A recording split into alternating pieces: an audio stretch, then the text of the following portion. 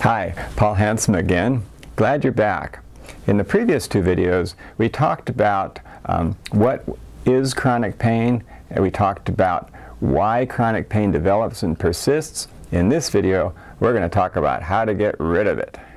There's basically 5 ways to get rid of it. The first, and probably most important, is learning. And you started that in the previous video by learning about the various sources of chronic pain and learning about how to overcome them. And learning is a continuing process that's really, really valuable for overcoming chronic pain. The second one is activity.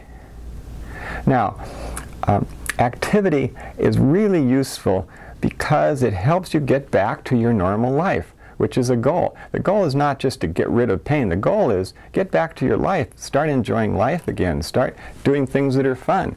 And activity is the way you get there, all right? And so if you're in really bad chronic pain, you can begin by just imagining motion.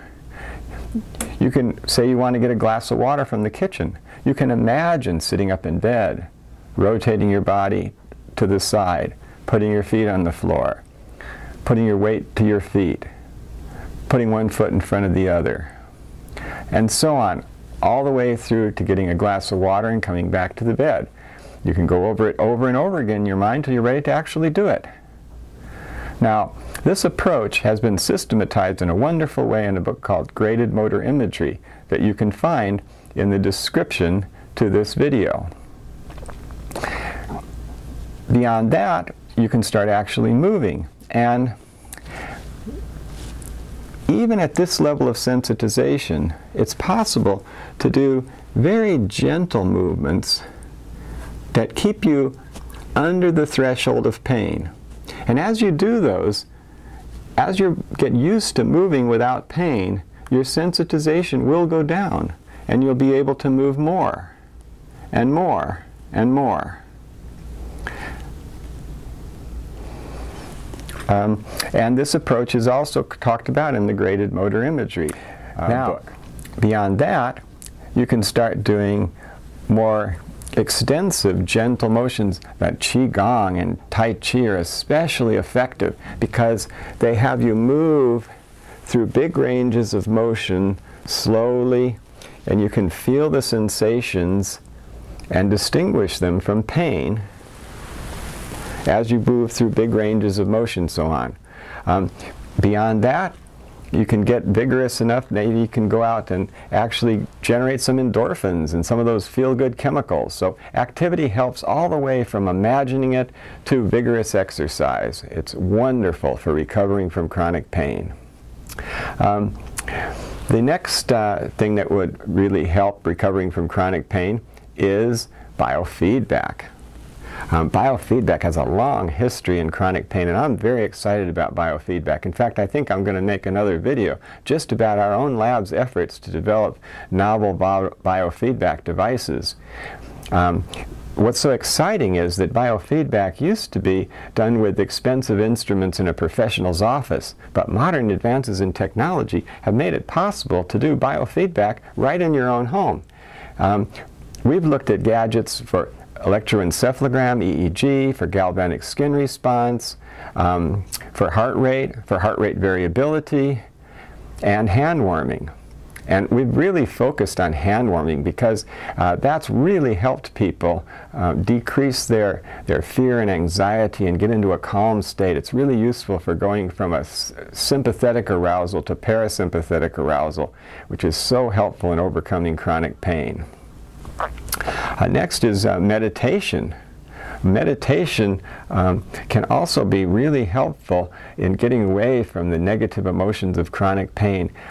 One form of meditation is to actually focus on the pain and to try to just see it as physical sensations apart from all of the emotions and so on associated with it.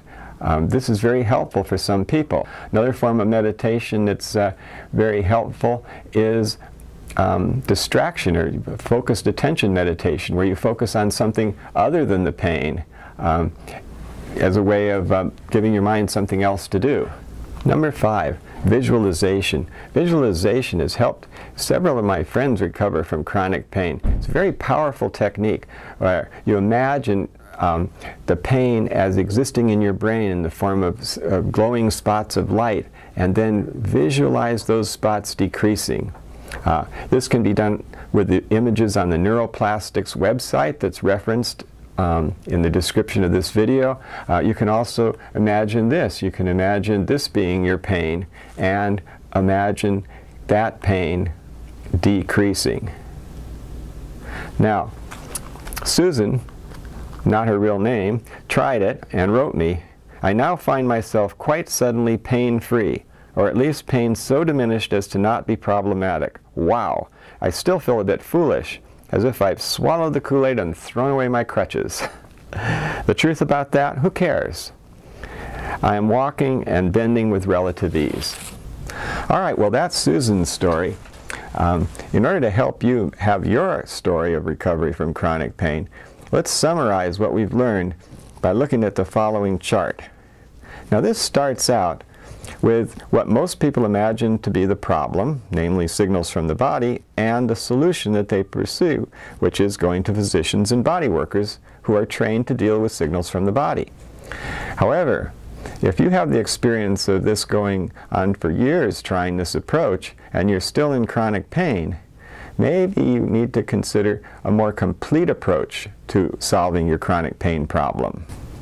The point is, physicians are not trained in medical school to deal with thoughts, emotions, benefits, and associations that can also be contributing to your chronic pain. But fortunately, there are many resources where you can learn about how to deal with this. You can click on the links in the description to the video. This will bring you to their work. I want to thank them for their incredible free resources that they've offered. I want to thank the people who've helped me make this video. And I want to encourage you to take control of the program to overcome your own chronic pain.